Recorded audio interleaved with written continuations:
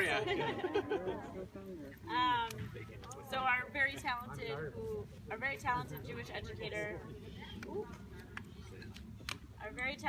educator, Jamie Diamond, helped put something together. So, God, we need peace, so we come to the garden for quiet. We need joy, so we come to the garden for our senses. We need hope, so we come to the garden to watch things grow, reminding ourselves to be planters and to enjoy what others have planted for us. We need community, so we come to this garden to feel a sense of connectedness. Ufros aleinu sukat shlomecha, spread over us your shelter of peace. If you'll join me in saying the Shehechianu. Baruch atah Adonai Eloheinu melech haolam, shehechianu v'kiyamanu v'higanu l'zman hazeh. Okay, I'm just going to say a couple words. Actually, I'm going to read some things that some friends of Margie wrote that couldn't be here today, but I have to say that anyone that knew my sister will know that she would have gotten a big chuckle out of us doing this for her. But in a way, we're kind of doing it for us to remember Margie and to have a kind of a piece of her soul, this garden, that also embodies a lot of her great qualities that you'll get a better feel for after I read the words of two of her friends. The first is from Wendy Fox, who is Margie's childhood friend from St. Paul since Margie was 7. And Wendy couldn't be here today because she had another family event, and this is what Wendy wrote. Everything I did with Margie was fun because Margie was so high-spirited and so much fun to be around. With her curly strawberry blonde hair and sparkling eyes, she made me smile just to look at her.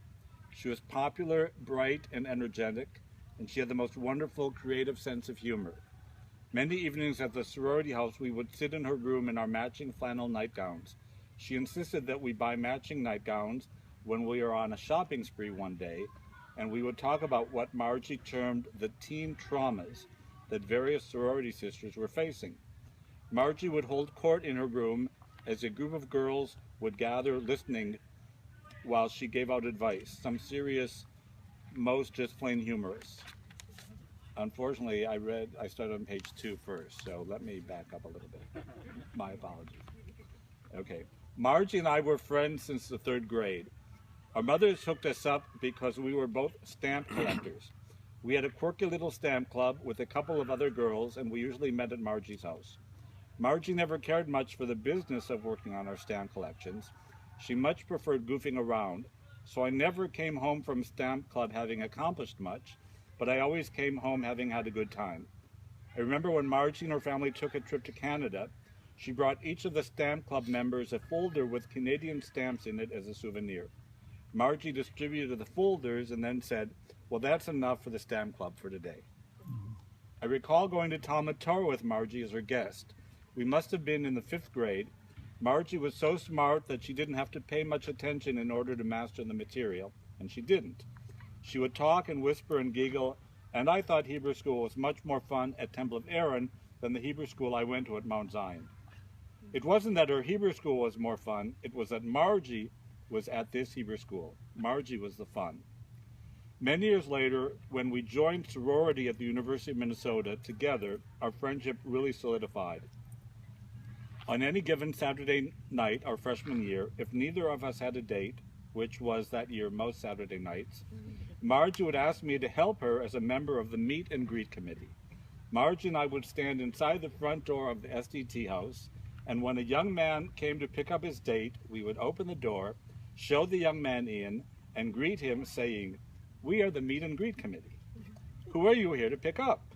Please sit down and we will get her for you." Then we would send the couple off on their date, wishing them a pleasant evening. Nobody but Margie could have convinced me to do something so silly, yet I loved every minute of it. So I wrote about I already read about the matching flannel nightgowns, and we would talk about what Margie termed the teen traumas that various sorority sisters were facing. Margie would hold court in her room as a group of girls would gather, listening while she gave out advice, some serious, most just plain humorous. We did a lot of singing at the sorority house. Margie had a horrible singing voice, and she, I believe, purposely sang so loud so that everybody could enjoy and appreciate how horrible her voice was. When we would gather for Monday meetings, whoever initiated the singing would always say, "And now we will sing the sorority song, and Margie Smith will remain quiet." Margie loved this. She would smile and sing as loud as she could, making us all laugh. She was a little like Lucille Ball in I Love Lucy. After Margie got cancer, we started talking more about what she called adult dilemmas, and we wondered why we were so naive as to think that our teen traumas were anything worth spending time on. I remember when we were 30 years old and Margie was very ill, and I was going through a difficult divorce. I would call Margie in Washington, D.C. to see how she was doing. She never wanted to talk about herself. She always wanted to know how I was doing, and she always ended up making me laugh by saying something totally absurd about my situation. I will always remember Margie as the popular, pretty, peppy, super smart girl with the curly hair and the sparkling eyes and the personality that energized a room. I think she would be so tickled that this garden is being named for her. She would immediately come up with something funny, some witty, funny name for the garden. I won't even try. So that was from Wendy Fox. And the next words were from the woman that would become Margie's closest friend during her adult years when she lived in Washington, D.C. And her name was Judy Dunn. Judy also wanted to be here today but couldn't. And Judy wrote the following. Margie was everything you want a friend to be. She was kind. She always had a smile and nice things to say. She was loving. She took everyone under her wing and made each person feel special. She had a big heart. Even when things looked bad for her, she made sure everyone was taken care of and had a seat at her table. She was fun. Everyone wanted to be with Margie, whatever she was doing. Margie and I played sports together, visited museums, traveled, and just sat and talked. It has been more than 30 years, but I remember vividly lots of laughs, tears, and happiness. She made me a much better person and friend. Thank you, Margie. So I'll just add very briefly, a person can't pick their family, but they certainly can pick their friends, and I think that the words of Margie's very two close friends speak a lot about the kind of person that she was, and so we remember her with this garden. And finally, my Uncle Don, I asked him to read something that my cousin Rob Maines recently wrote about Margie, and Margie and Rob were closer in age and also were very friendly. So, Don. Yeah, I'm Don Maines. Margie's mother, Mickey Smith, was my sister. Rob was about 7 years younger than Margie. He loved her.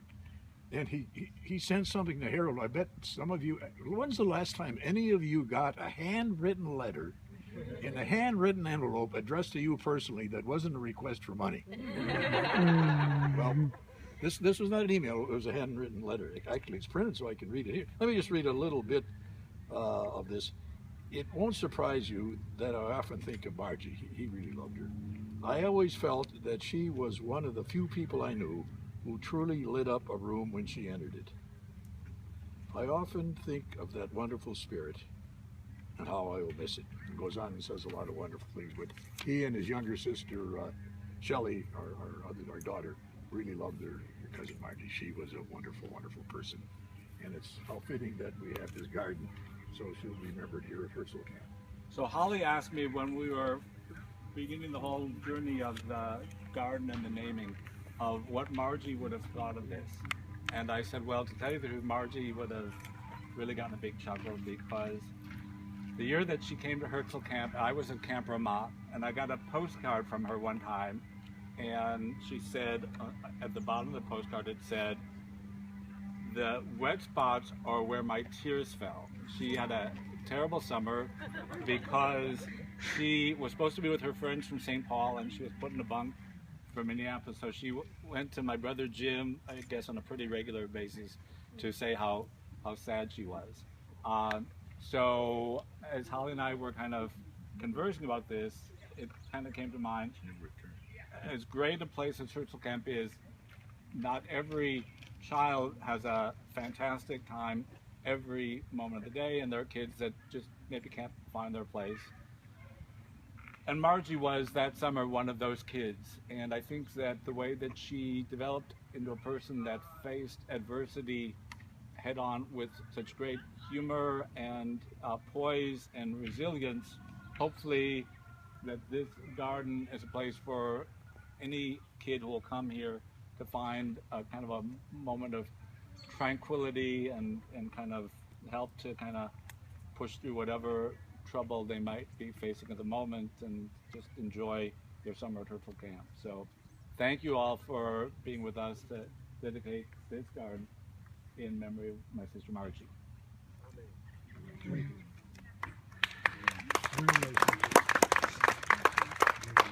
Very nice. This is all going to